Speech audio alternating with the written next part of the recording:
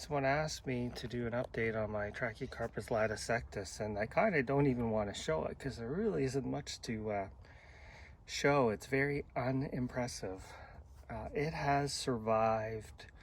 It survived last winter, 24 degrees, day and a half below freezing, an ice storm. However, it was under the canopy of a Fatsia, and then I had, you can see in a couple videos back, I had a large Pseudopanic latus, which is a evergreen small tree. So this was completely covered. There's no way ice could have reached it.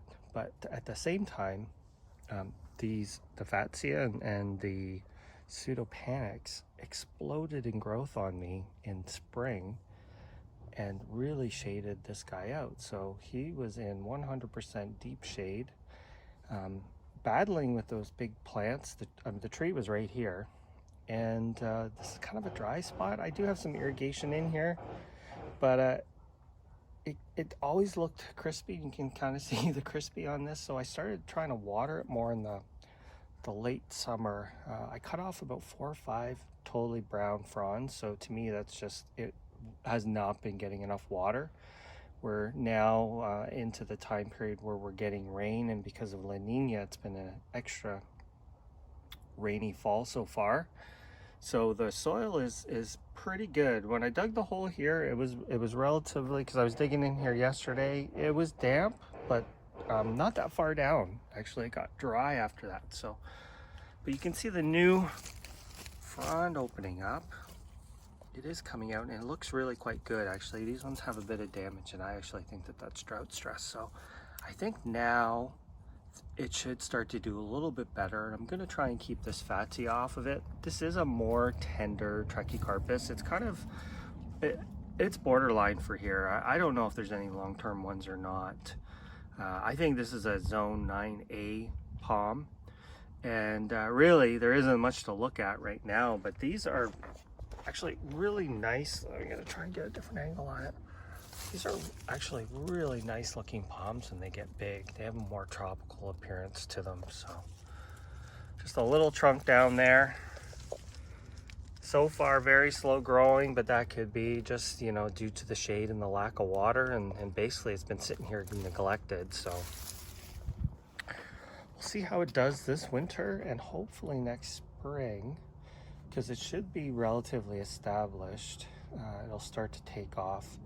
I do have other Trachycarpus palms in this area as well, and it took them a while to get going too. They kind of sat there for over 2 years.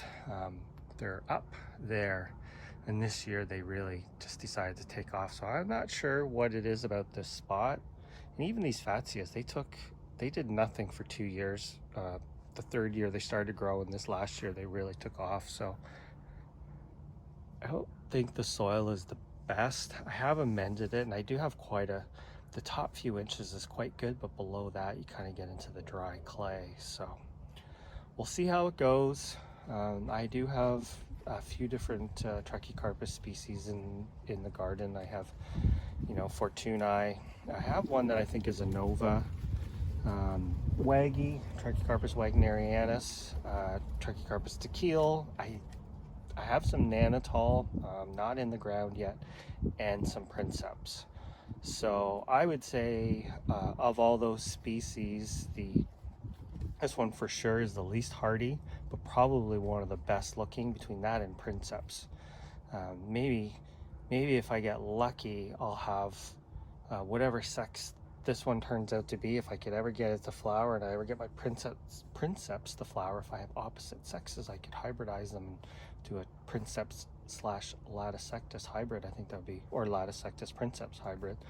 I think that would be quite interesting. So not a whole lot to report. It's been hanging in there, but like I said, I have neglected this thing. It has been in full shade and just not getting the water and care it needs. So I'm gonna, now that I can actually see it, I'm gonna try and pay more attention to this little guy here and see if we can't get him moving. Anyway, hope you're having a great weekend. Thanks for watching.